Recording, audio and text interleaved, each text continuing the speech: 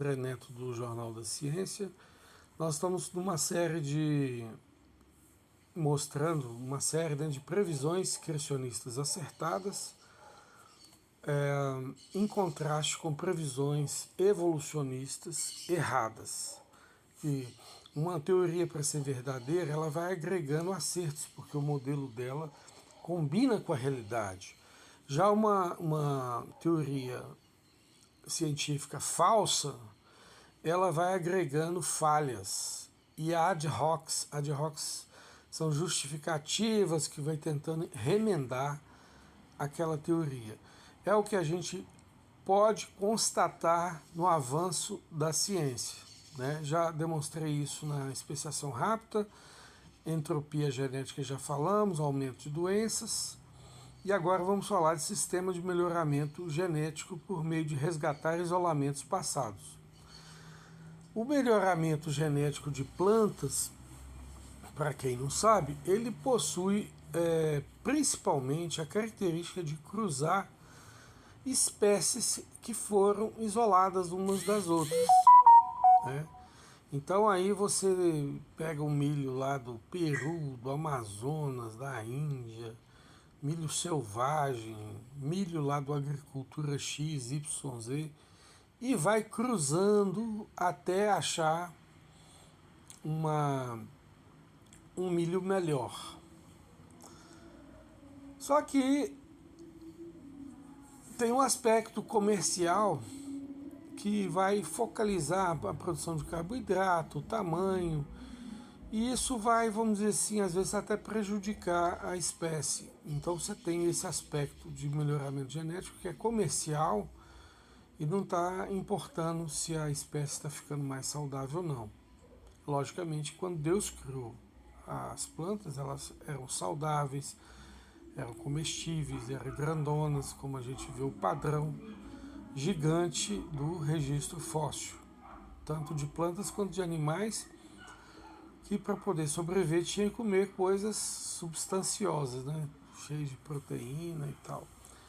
Bom, aí a gente, quando pega essas espécies isoladas, na verdade a gente está recapitulando o que as espécies mães foram.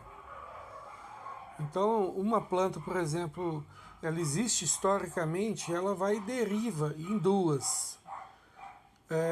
E cada uma vai carregar metade do patrimônio, né, da riqueza genética da espécie mãe, mostrando como que o evolucionismo ensina, mas sem perceber, o empobrecimento genético, a entropia genética, né?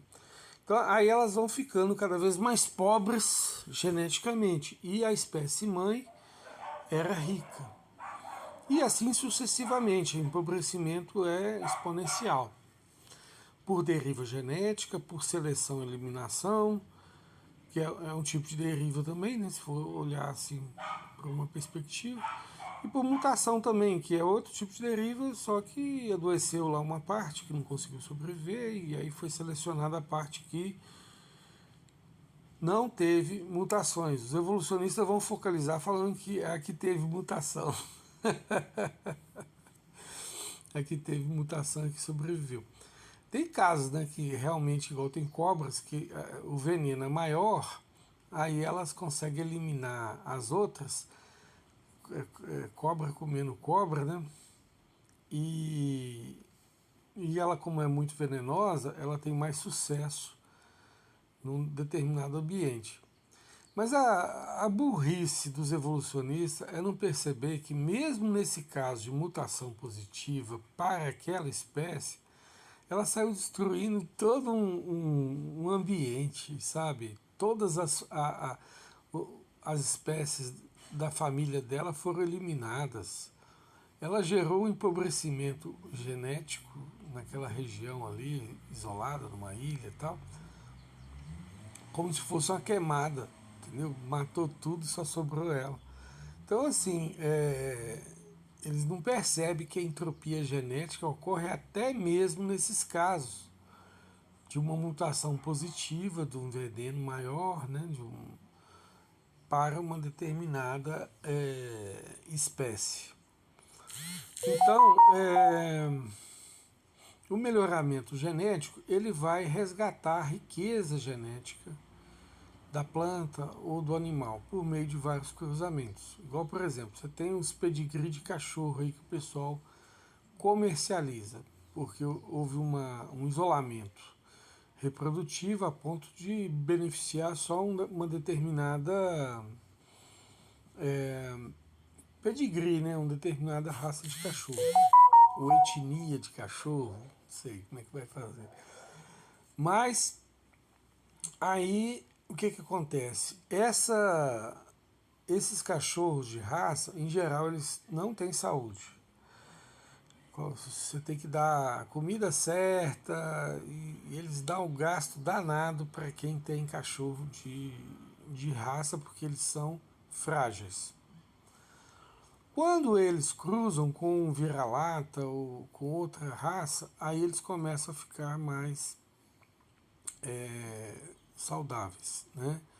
Porque adquire uma riqueza genética maior que vai lhes aproximando um pouquinho da espécie mãe.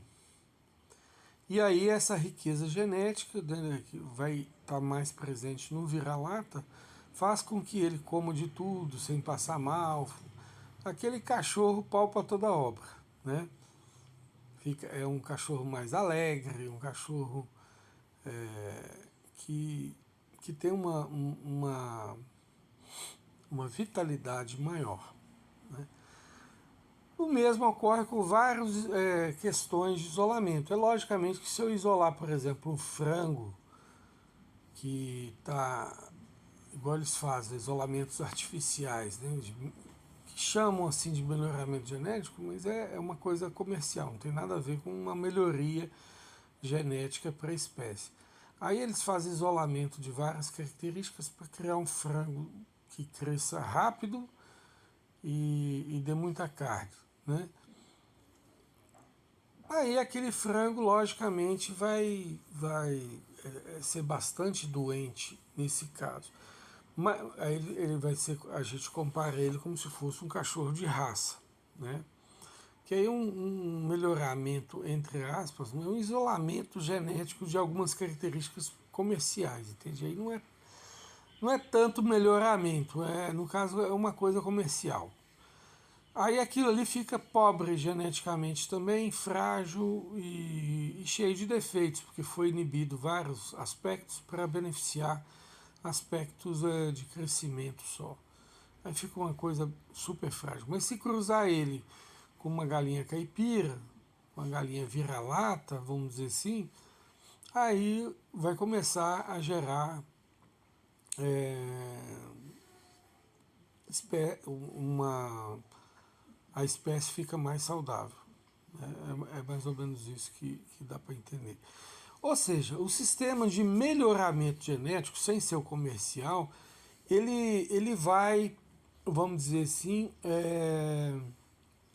estar, né, resgatando aquilo que a gente foi, ao cruzar várias espécies isoladas, selvagens, mirradas, degeneradas, certo? E isso, o criacionismo é tão bom nisso que uma das maiores autoridades, poxa vida, uma das maiores autoridades em entropia genética é o Dr.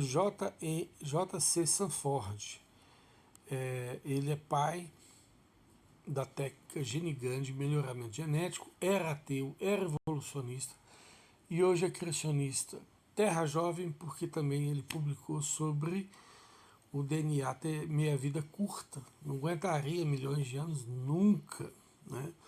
E aí mais tarde a gente vai falar sobre isso também. Um abraço.